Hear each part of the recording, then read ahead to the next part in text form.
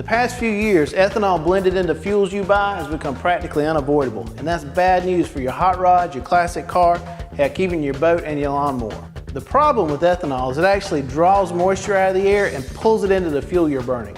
What's worse, it corrodes components in your fuel system, leaving behind a white scaly deposit, and it actually dries out gaskets, hoses, and other pliable materials, causing leaks. Now there's a lot of products on the market that claim to somehow remove the ethanol from the fuel or even take care of all the accumulated water in your fuel tank. The problem with any of those is they all claim to change the fuel, and if it does that, you have no way of knowing what's going to happen to your performance. But Driven Racing Oil has taken a completely different approach to solving the problem.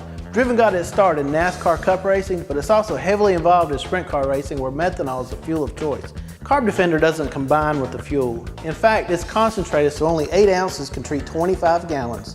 Instead of altering the fuel, the molecules in the additive are attracted to aluminum and zinc and creates a microscopically thin barrier that keeps the ethanol from attacking and destroying your fuel system.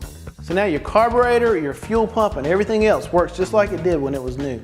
The worst case scenario is a car that's only driven occasionally and allowed to sit for long periods. And unfortunately, that often describes our favorite cars like our hot rods and classics.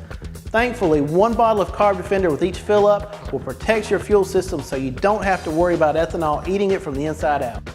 You know it's a shame that the fuel that's the lifeblood of the car you've worked so hard to build and maintain has also become its enemy. But Driven's Carb Defender takes care of that problem, and now you can spend your time enjoying your car and truck and not waste your days worrying about it.